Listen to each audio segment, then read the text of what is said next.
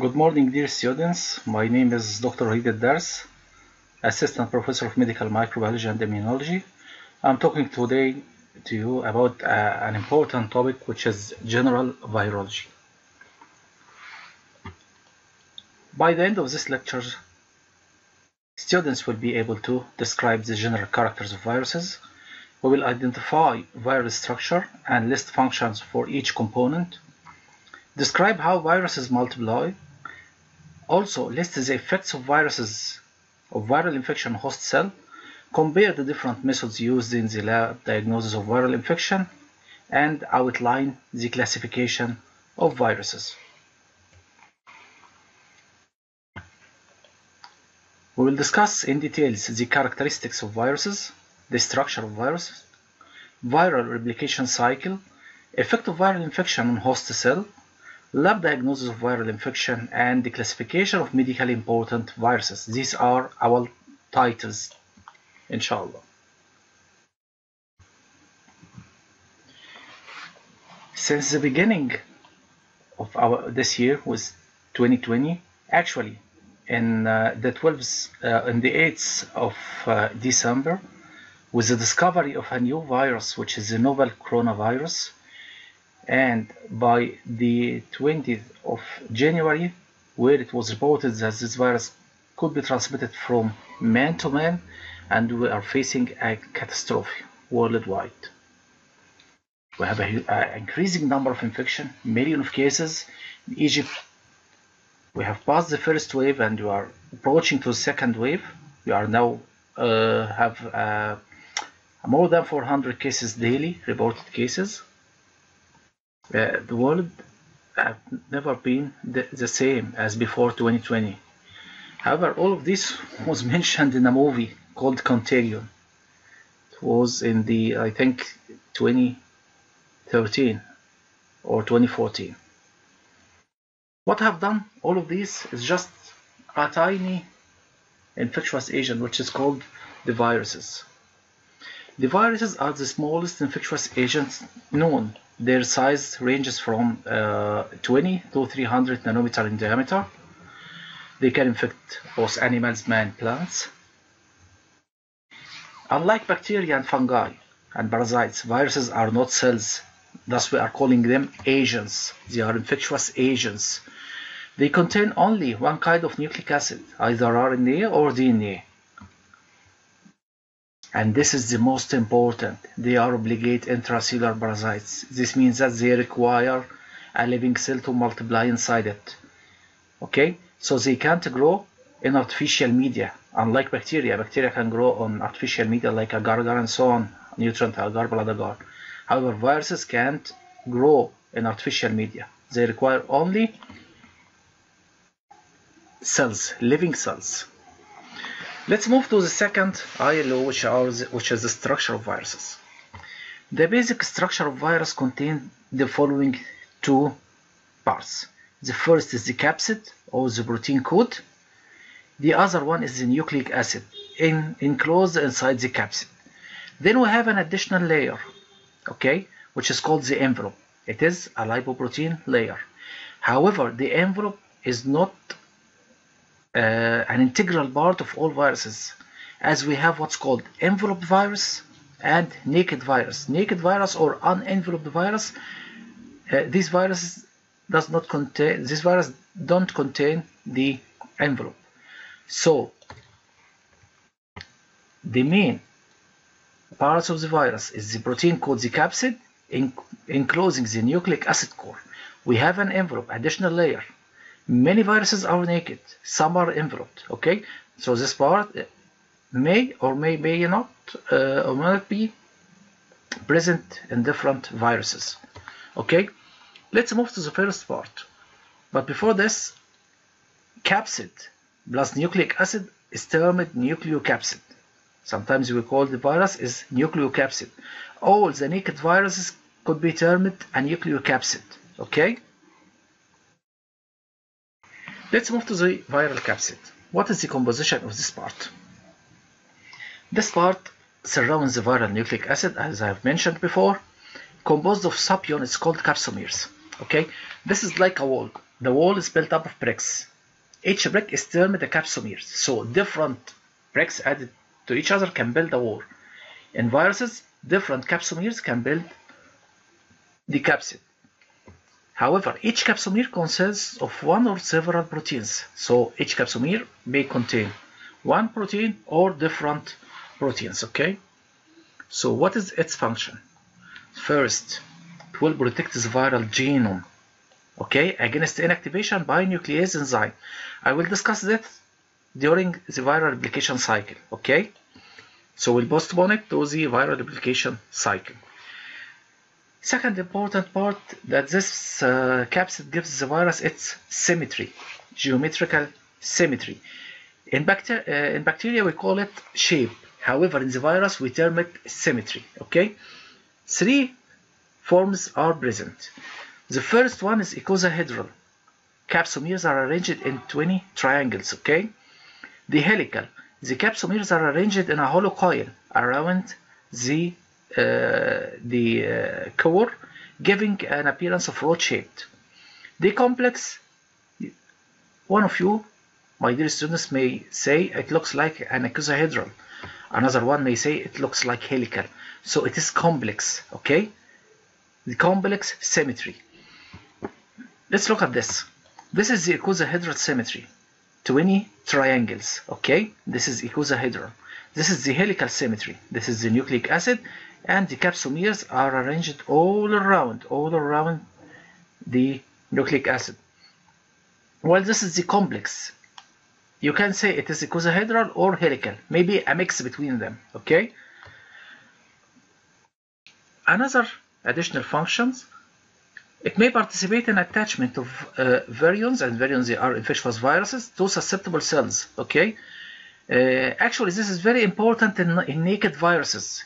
It's very, very important in unenveloped viruses or non-enveloped viruses, because the attachment occurs through the capsid. The last one, it will determine the antigenicity of the variant. What is the meaning of this? The unique structure of the capsomeres is unique for each virus. So I can identify the virus family or species using this, or the structure of the capsomeres, using specific antibodies against them. The second part was the viral nucleic acid. It is the infectious part. Remember this, it's very important. This is the infectious part of the virus, and it codes for what's called the structure, like the capsid, and non-structural proteins. Structural proteins like the capsid and the envelope proteins. Non-structural proteins like the enzymes required for virus replication, okay, to occur. The virus contains, as we have mentioned before, only one type, either DNA or RNA. This may be single-stranded or double-stranded, even for DNA or RNA. This is applicable for both of them. Maybe linear or circular. The polarity of RNA may be positive sense and negative sense. Oh, this is new. What is the meaning of positive sense RNA and negative sense RNA? In positive sense RNA, the genome, the RNA itself, can act as a messenger RNA. This means that it could enter into the ribosome, okay, and translate it into proteins, okay, directly. So it may act as a positive, as a messenger RNA. It will be translated directly on ribosome. In negative sense, this is impossible. The genome of the virus can't perform this function. However, it will require the senses of what's called the complementary strand. It's a negative sense, so the complementary will be positive sense, and this one will act as what? A messenger RNA to be translated. Okay, so in positive sense, it acts directly as messenger RNA. In negative sense RNA, it can't act as a messenger RNA. It requires the senses of the complementary strand, which will act as a messenger RNA. The envelope, as I've mentioned, it is lipoprotein in nature. Okay, the lipids are derived from the host cell membrane, while the protein are derived from the virus itself. Okay, what is the function? It contains spike-like projections called peplomeres present on the surface, which helps the attachment to the host cell receptor. Okay, as I've mentioned, in enveloped virus, the attachment is the function of envelope, while in non-enveloped virus, it is the function of what? The capsid.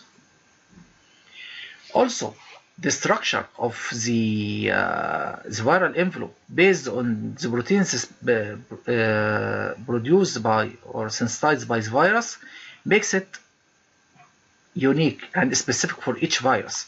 So it will determine the viral antigenicity. I can recognize the virus from the structure or the antigens present in its viral envelope.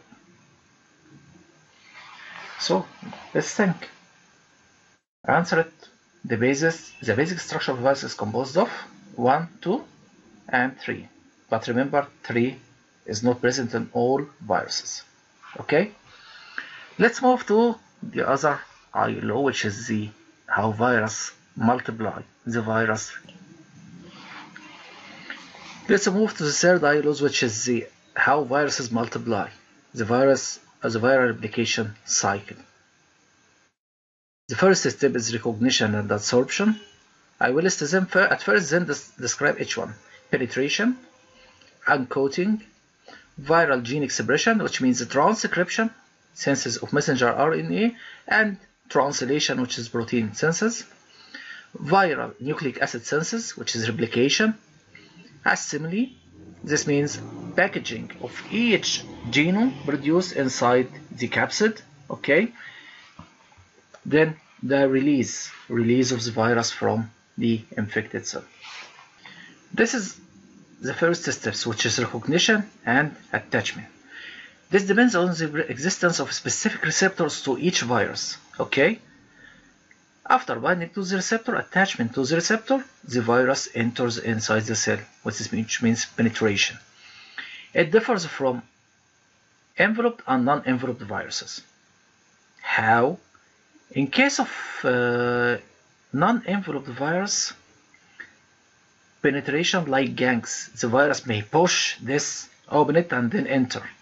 Okay, and this is non-enveloped virus like this, or it may be in a polite way, what's called receptor endocytosis, receptor-based endocytosis. Okay, what will happen there? The virus binds to its specific receptor, then the cells itself allows the entry, cell membrane allows the entry of the virus into the cytoplasm.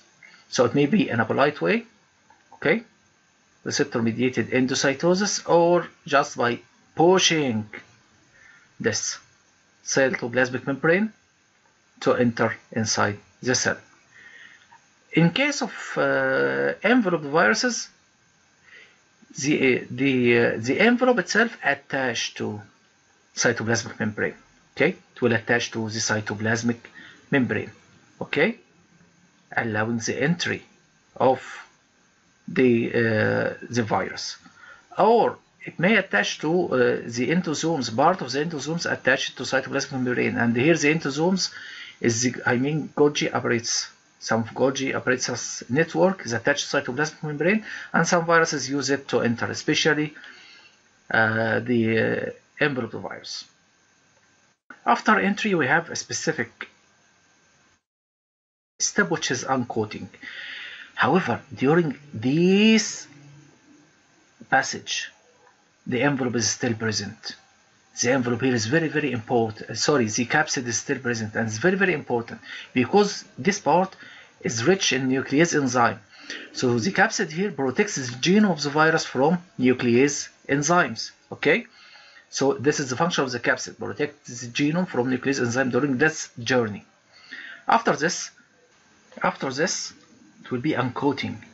The capsid will be degraded using cellular enzymes, and the genome is released, where transcription and translation will start. If the genome is DNA, it's a DNA virus, so messenger RNA will be synthesized and then will lead to translation using the ribosome to produce the proteins.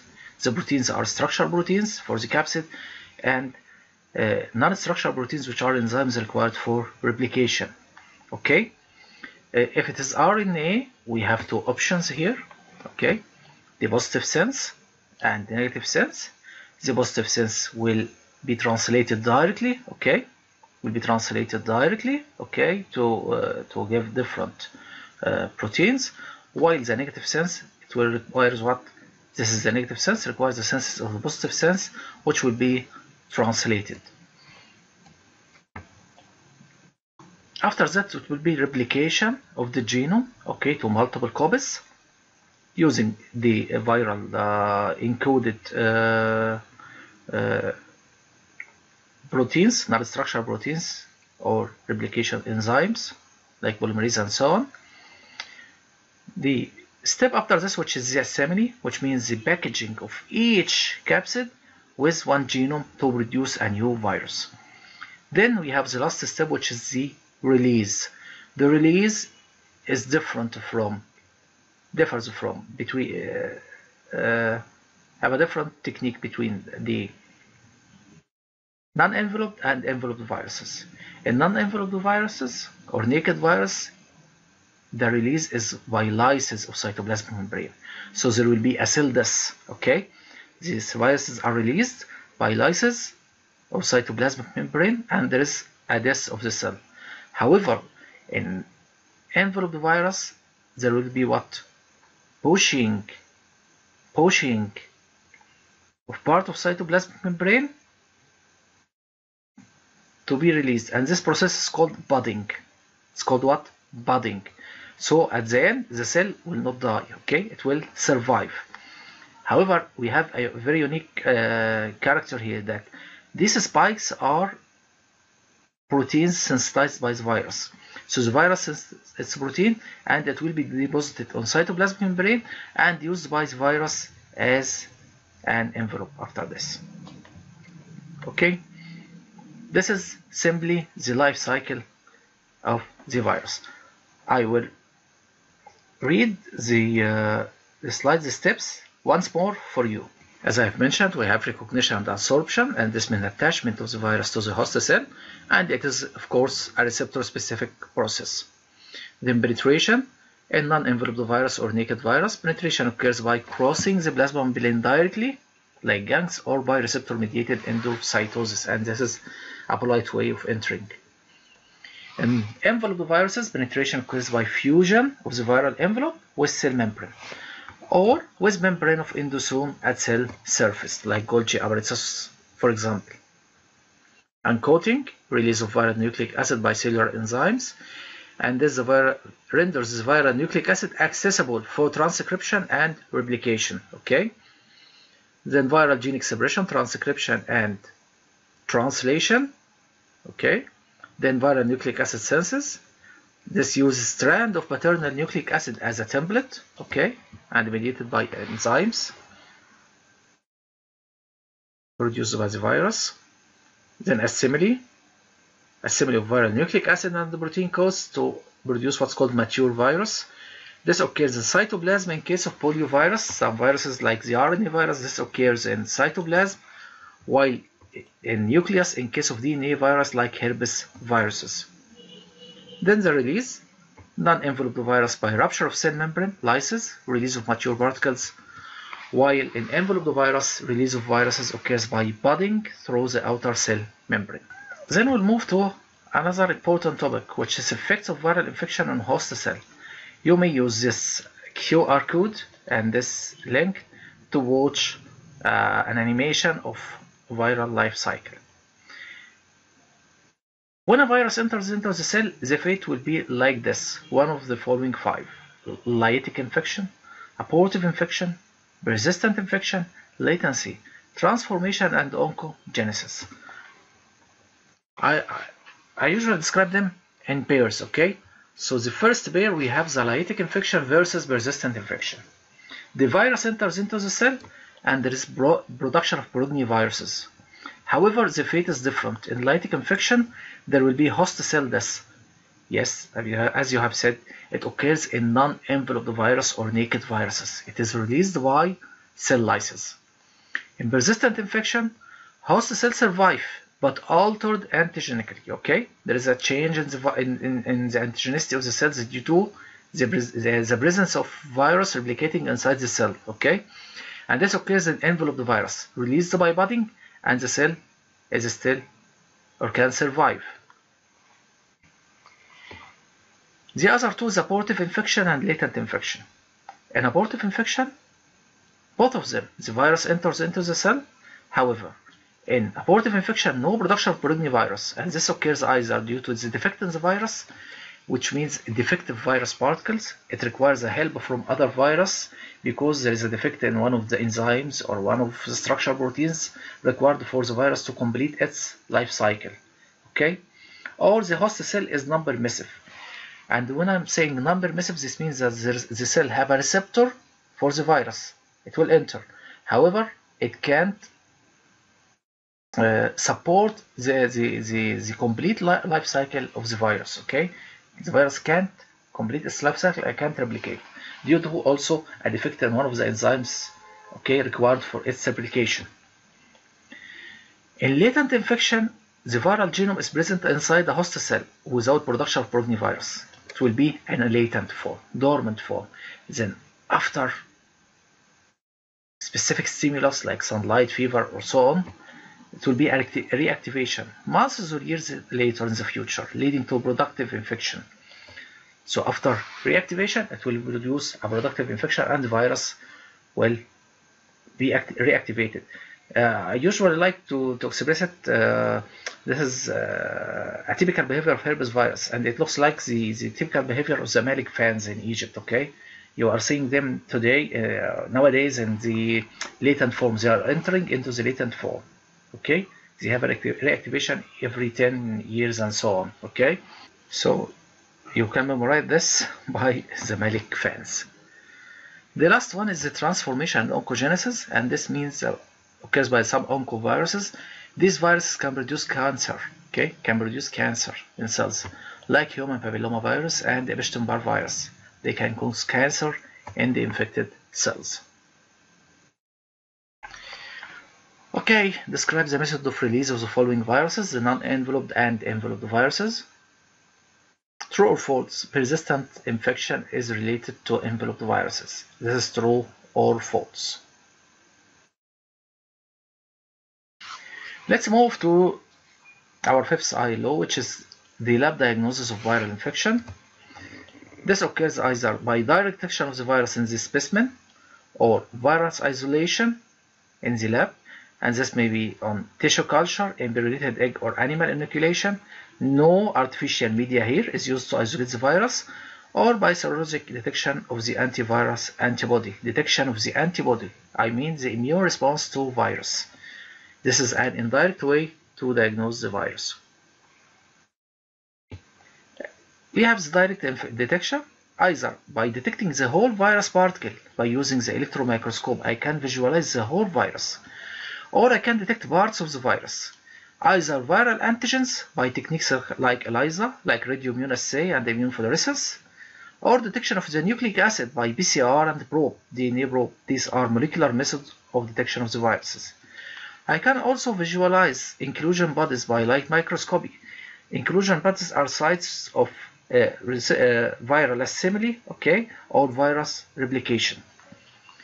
So I can visualize the whole virus by electron microscope. Part of the virus is either the capsid antigens or envelope antigens by ELISA, radioimmunoassay, immunofluorescence techniques. It will be discussed later, inshallah, in subsequent semesters. Viral nucleic acid by PCR and probe, okay, and viral inclusion bodies by the light microscopy. For the virus isolation, we have the tissue culture. At first, we have primary cell line, okay, human diploid cell line, and continuous. Primary cell lines are derived from organ fragments like monkey kidney. Human diploid cell line or semi-continuous cell lines, fibroblasts derived from human embryo lung, and the continuous cell line derived from tumor cells. Examples is HeLa cell. What are the differences between these?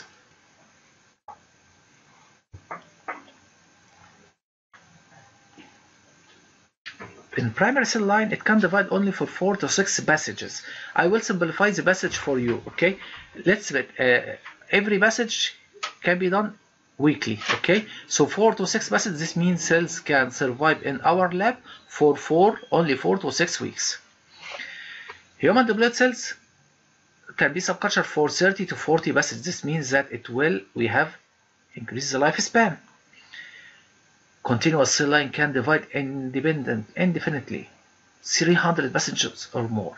Okay, so when I'm moving from left to right, the passages increase and the lifespan of the cells increase. However, the primary cell line is susceptible to a wide range of viruses. Okay, so many viruses could be cultured on the primary cell line.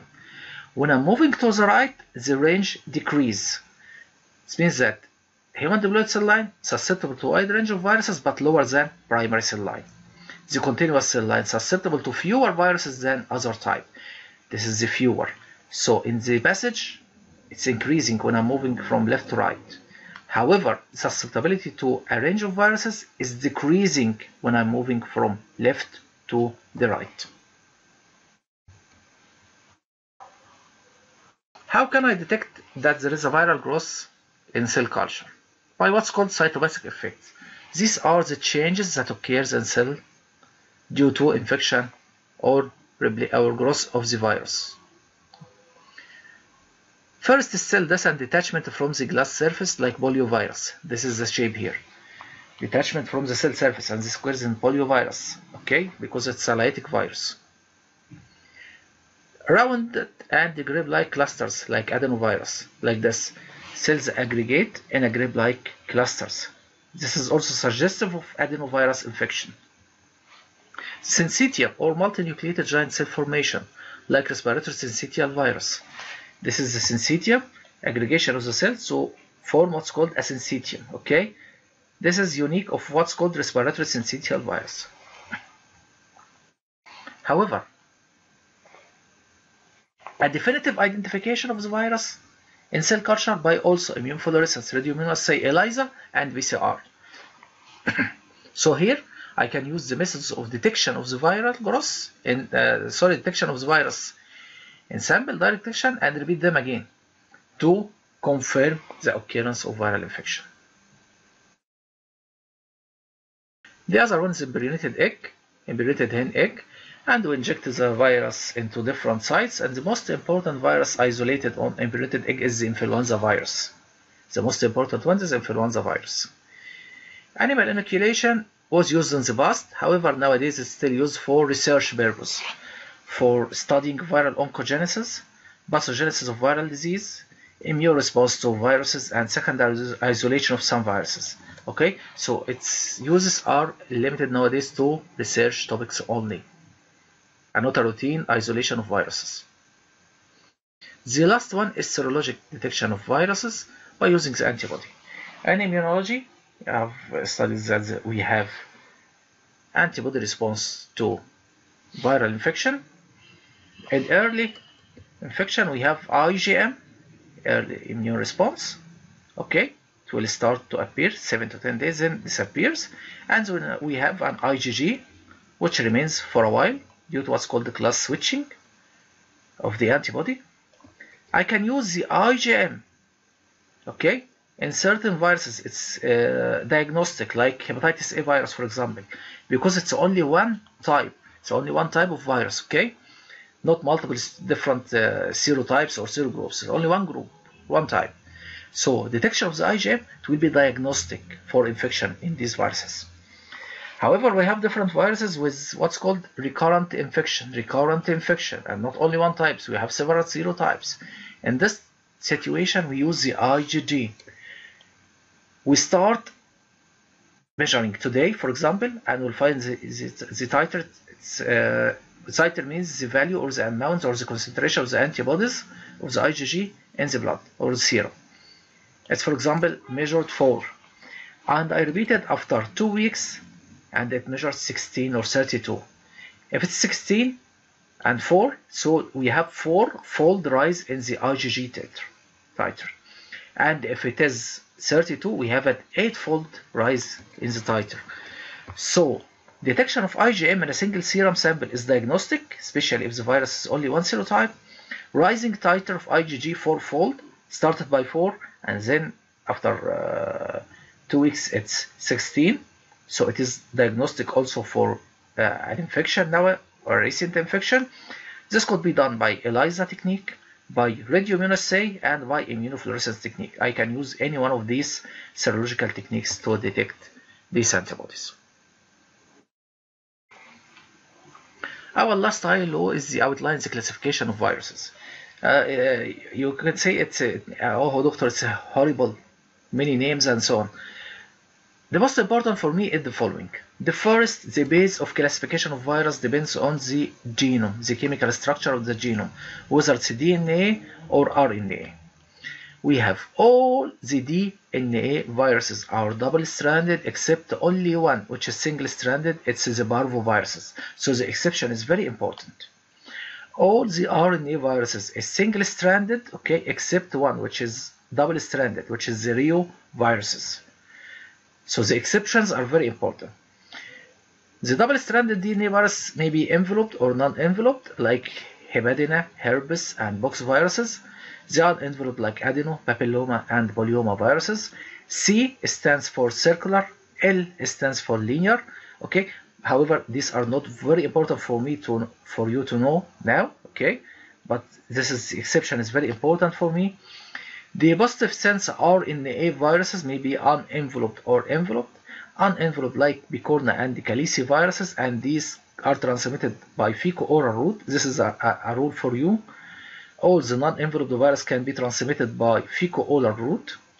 We have the enveloped like Corona, it's famous now, Filavi and Toga, Filavi like hepatitis C virus, for example. We have negative sense like Arena, Punia, Philo, Orthomyxo, influenza virus belong to this, Paramyxo, and Rhabdo, which cause rabies. The double-stranded RNA and also double capsid is the reoviruses. S stands for what's called segmented, as the genome occurs in segments, and we have a unique virus here, which have a positive RNA, and there is an intermediate DNA during replication. These are the retroviruses, which is 8. Okay, as I've mentioned, the most important is the chemical structure or the basis of classification based on the chemical structure of the genome. Okay, and the exception. Single-stranded DNA is parvovirus, double-stranded RNA is reovirus. To summarize and wrap up, viruses are obligate intracellular parasites. They can't grow on artificial media. They contain one kind of nucleic acid, RNA or DNA. Many viruses are naked, some are enveloped. Okay, this is important. We have different lab methods for diagnosis of viral infection. Classification of viruses depends primarily on chemical composition of nucleic acid. Quiz regarding effects of viral infection on host cell. When no progenivirus is produced due to defects in the virus or the cell, this means lytic, abortive, persistent, latent transformation and oncogenesis. Yes, it's abortive. The following is a character of viral capsid. It is the infectious part of the virus. It plays a role in viral attachment to a host cell. It has spike-like projections. It is derived from host cell membrane. It is lipoprotein in nature. Actually, it plays a role in viral attachment to a host cell. You can use these references for further reading. You can use Lippincott Illustrated Reviews Microbiology, 3rd edition. You can use this chapter from Clinical Key Student. Okay, this is the QR code which will help you to reach this source. I hope you have enjoyed this lecture. Thank you, dear students.